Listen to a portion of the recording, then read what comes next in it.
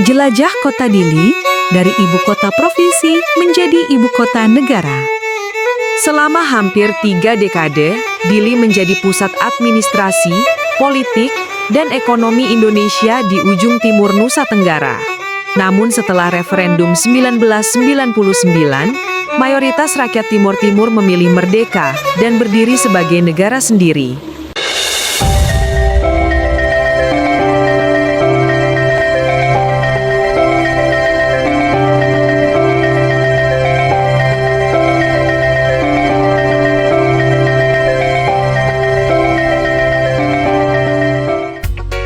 Tahukah Sanak?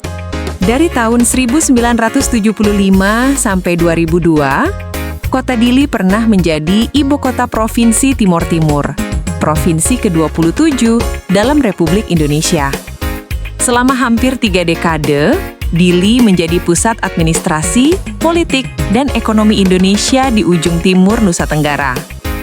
Namun setelah referendum 1999, mayoritas rakyat Timor Timur memilih merdeka dan berdiri sebagai negara sendiri.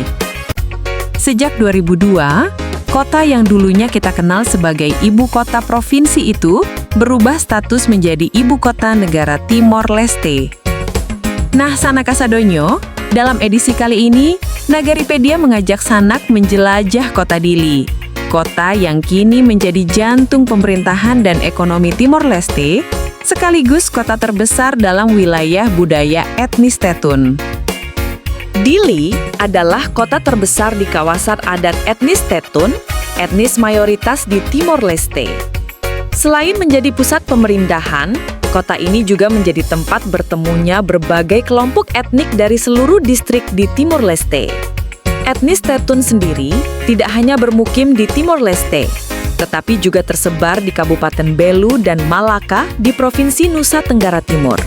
Tidak heran, Dili selalu menjadi tujuan utama pergerakan masyarakat dari kedua sisi perbatasan. Ada 2 jalur utama yang bisa ditempuh menuju Dili. Pertama, via udara, melalui Bandara Komoro yang kini bernama Presidente Nicolau Lobato International Airport dengan penerbangan reguler dari Denpasar, Bali. Kedua, jalur darat dari Kupang, ibu kota Nusa Tenggara Timur, yang memakan waktu 10-12 jam menggunakan bus lintas perbatasan. Ada beberapa pilihan bus antar lintas batas negara, Damri, Bagong, dan Babadok.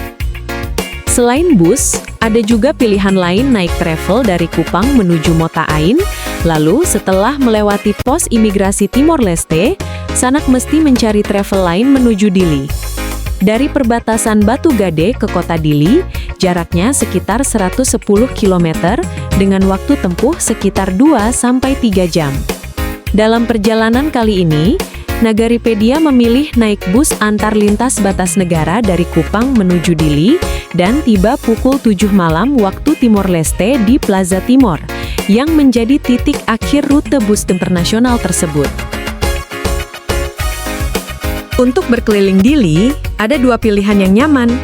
Pertama, dengan naik angkutan kota, atau juga dikenal dengan sebutan BEMO, transportasi umum utama kota Dili. Kedua, Sanak bisa menyewa mobil, yang membuat perjalanan lebih fleksibel untuk menyusuri berbagai objek wisata.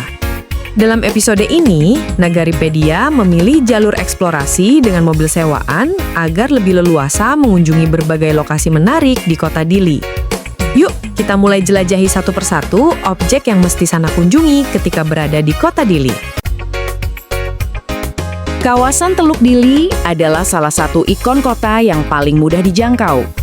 Berada di pusat kota, kawasan ini memanjang mengikuti garis pantai yang menghadap langsung ke Laut Sawu. Beberapa objek menarik yang ada di sepanjang kawasan ini adalah Patung Francisco Xavier do Amaral. Monumen ini dibangun untuk menghormati Presiden pertama Timor Leste, figur penting dalam perjuangan kemerdekaan.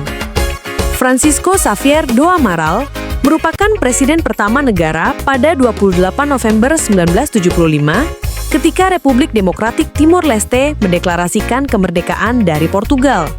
Kalau Sanak mengunjungi patung ini di pagi-pagi, Sanak akan menyaksikan matahari terbit dari Timor Lorosai. Centro di Convencis di Dili, gedung ini sering menjadi tempat konferensi internasional. Di seberangnya terdapat Pusat Budaya Indonesia, simbol hubungan sosial budaya yang masih terjalin antara Indonesia dan Timor Leste. Lotte Clock Tower merupakan menara jam modern yang menjadi salah satu titik orientasi di Teluk Dili. Kalau Sanak perhatikan dengan seksama, pada menara ini terdapat gambar buaya. Kenapa ada gambar buaya di sana? Dalam legenda etnis Tetun, bahwa Pulau Timur berasal dari seekor buaya. Legenda ini bercerita tentang persahabatan seekor buaya yang baik dan seorang anak-anak, dan buaya itu mengorbankan dirinya menjadi daratan pulau dan punggungnya menjadi gunung. Titik 0 km Timur Leste, penanda jalur utama negara dan salah satu spot foto favorit turis. Sanak dapat mengambil foto dengan latar tulisan Kilometer 0 Timur Leste, titik yang dianggap sebagai pusat negara Timor Leste.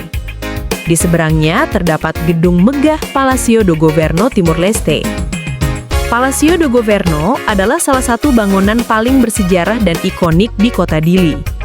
Terletak di tepi Teluk Dili, gedung bergaya kolonial Portugis ini telah menjadi pusat kekuasaan sejak sebelum Timor Leste merdeka. Pada masa kolonial dan pada periode integrasi sebagai Provinsi Timor Timur, tahun 1976 sampai 1999, bangunan ini berfungsi sebagai kantor gubernur Timor Timur, tempat seluruh administrasi pemerintahan provinsi dijalankan. Dengan fasad putih panjang dan jajaran pilar megah, Palacio do Governo sejak dulu menjadi simbol otoritas dan pusat kota Dili, sekaligus landmark utama di seberang kawasan 0 km Timor Leste. Setelah Timor Leste meraih kemerdekaan pada tahun 2002, Palacio do Governo beralih fungsi menjadi kantor pemerintahan nasional, termasuk kantor Perdana Menteri dan pusat kegiatan Kementerian Sipil. Banyak peristiwa penting berlangsung di gedung ini, dari upacara kenegaraan hingga pertemuan diplomatik internasional.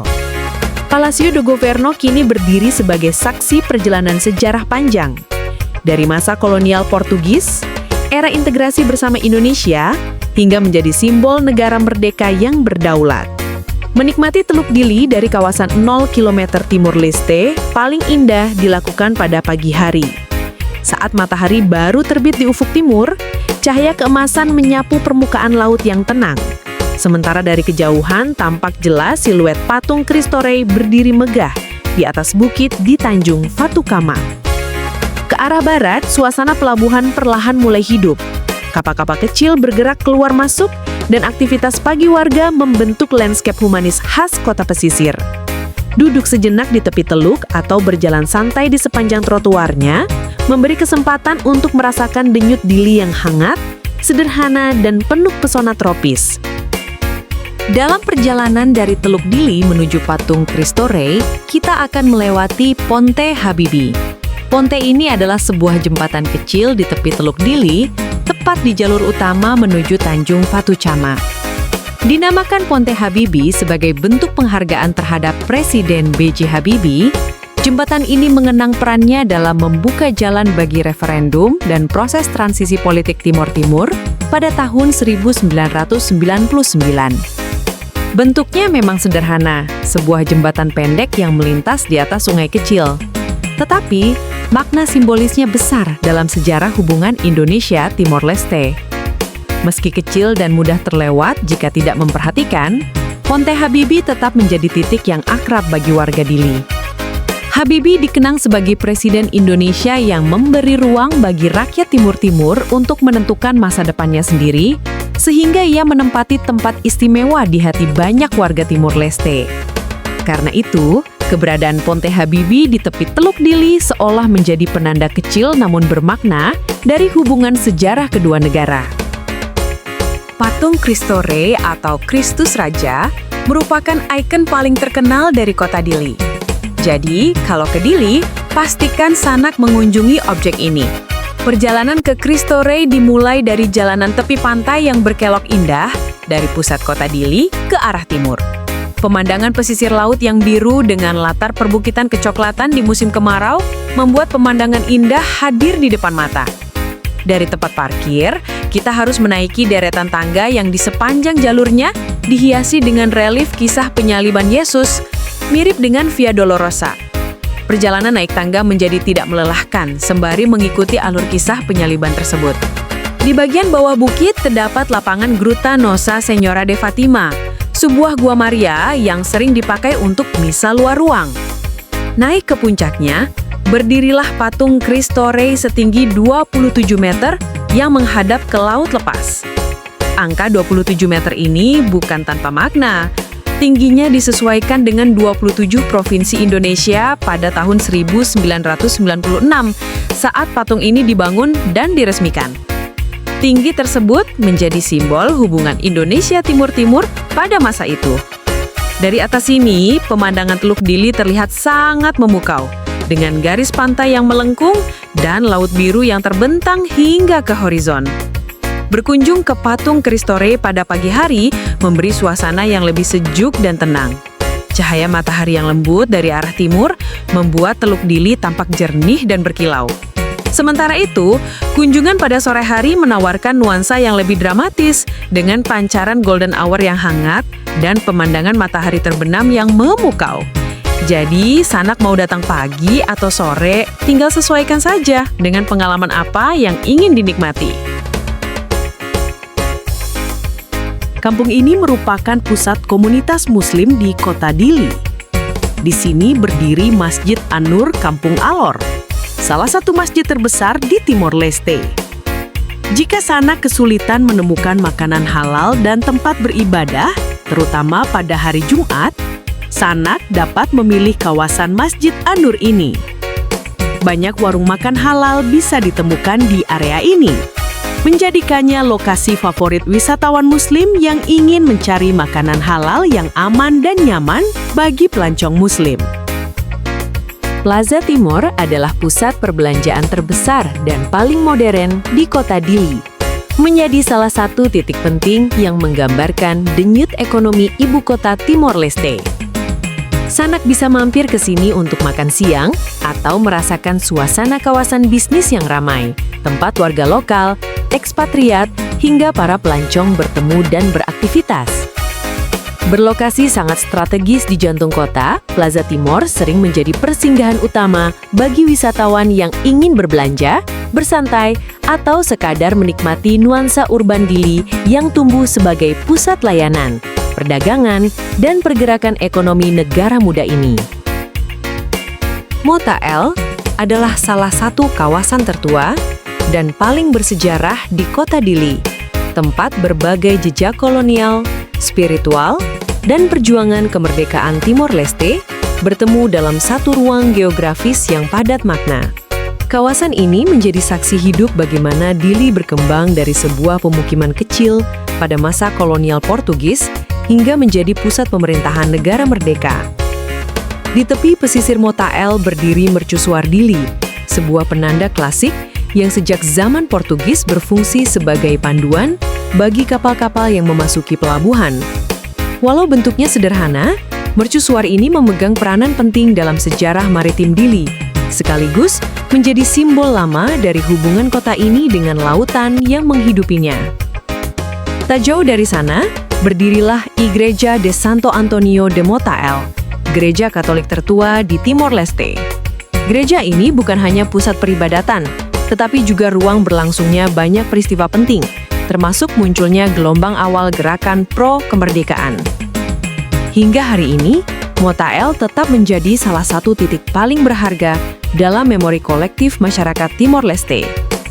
Di kawasan yang sama, terdapat Taman Motael dengan Monumento 12 de Novembro, sebuah tugu yang dibangun untuk mengenang tragedi Santa Cruz pada 12 November 1991. Monumen ini menjadi pengingat akan pengorbanan generasi muda dalam perjuangan kemerdekaan, serta menjadi tempat refleksi bagi warga dan pengunjung untuk memahami perjalanan panjang Timor Leste menuju negara yang berdaulat. Pasar Thais adalah surga bagi pecinta kain tradisional. Tempat warna-warna cerah dan motif khas Timor Leste bertemu dalam bentuk tenunan tangan yang memukau. Tais adalah kain tenun tradisional yang syarat makna budaya yang dihasilkan melalui proses kerajinan yang diwariskan turun-temurun oleh para perempuan penenun. Di pasar ini, wisatawan dapat membeli berbagai jenis tais langsung dari pengrajinnya, sekaligus menyaksikan bagaimana tradisi luhur ini terus hidup dan berkembang di tengah modernisasi kota Dili. Taman Makam Pahlawan Seroja adalah tempat peristirahatan para prajurit Indonesia yang gugur selama Operasi Seroja, sebuah fase penting namun rumit dalam sejarah hubungan Indonesia-Timor Leste. Area ini berdiri hanya dipisahkan oleh sebuah ruas jalan dengan pemakaman Santa Cruz di seberangnya, lokasi terjadinya tragedi 12 November 1991 yang kemudian menjadi pemicu kuat lahirnya semangat kemerdekaan Timor Leste. Dua tempat ini merepresentasikan dua sisi sejarah, prajurit yang gugur dalam tugas negara di satu sisi, dan para korban perjuangan rakyat Timor Leste di sisi lainnya. Kehadiran keduanya dalam satu lanskap mengajarkan sebuah hikmah besar, bahwa luka sejarah, betapapun dalamnya, dapat menjadi jembatan menuju rekonsiliasi. Disinilah pengunjung dapat merenungkan bahwa masa lalu tidak untuk dipungkiri, tetapi dipahami. Dan dari pemahaman itulah tumbuh saling menghargai, persahabatan, dan masa depan yang lebih damai bagi kedua bangsa.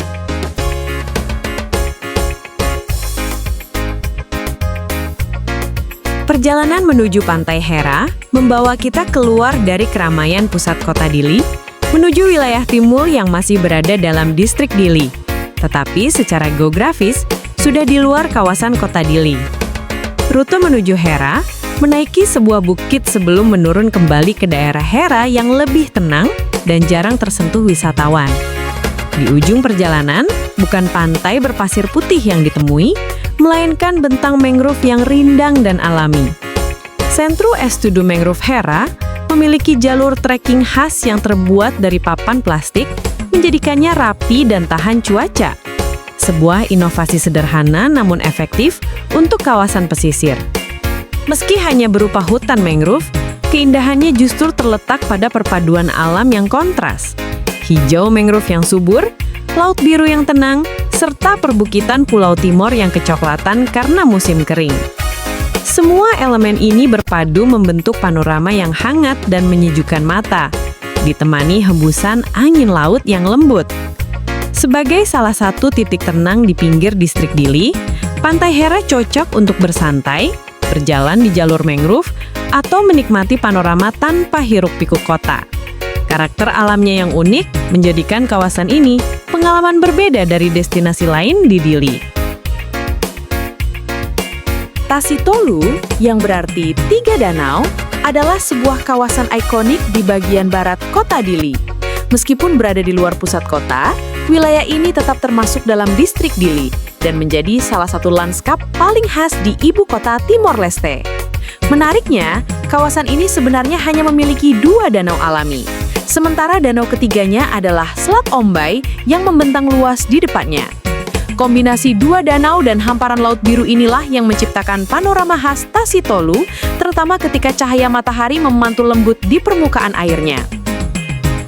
Selain keindahan alamnya, Tasitolu juga menyimpan jejak sejarah dan budaya yang mendalam. Kawasan ini menjadi lokasi Misa Akbar Paus Yohanes Paulus II pada tahun 1989, sebuah momen bersejarah yang menegaskan pentingnya Timor Leste dalam peta kekatolikan dunia. Untuk mengenang kunjungan tersebut, dibangunlah Uma Adat yang menyambut Paus sekaligus menjadi simbol perjumpaan antara tradisi lokal dan sejarah global. Dekade kemudian, Tasitolu kembali menjadi saksi peristiwa besar ketika Paus Fransiskus mengadakan misa di tempat yang sama, menjadikannya ruang suci yang menyatukan dua generasi pemimpin Vatikan. Di bukit yang menghadap langsung ke laut, berdiri Estatua do Papa João Paulus II, dalam bahasa Indonesia dikenal sebagai patung Paus Yohanes Paulus II yang megah dan menjadi penanda visual kawasan Tasitolu. Dari titik ini, pemandangan terbentang luas ke arah timur, menampilkan Bandara Komoro dan garis pantai Dili yang memanjang indah. Di kejauhan, tampak pula patung Yesus di Tanjung Fatukama, seolah saling berhadapan dengan Sang Paus, seperti dua penjaga rohani yang melindungi kota Dili dari dua sisi berbeda. Patung Paus ini bukan hanya ikon wisata, tetapi juga simbol spiritual yang memperkuat identitas Tasi Tolu sebagai tempat yang memadukan keheningan alam, kekayaan budaya, dan memori keagamaan dalam perjalanan sejarah Timor Leste.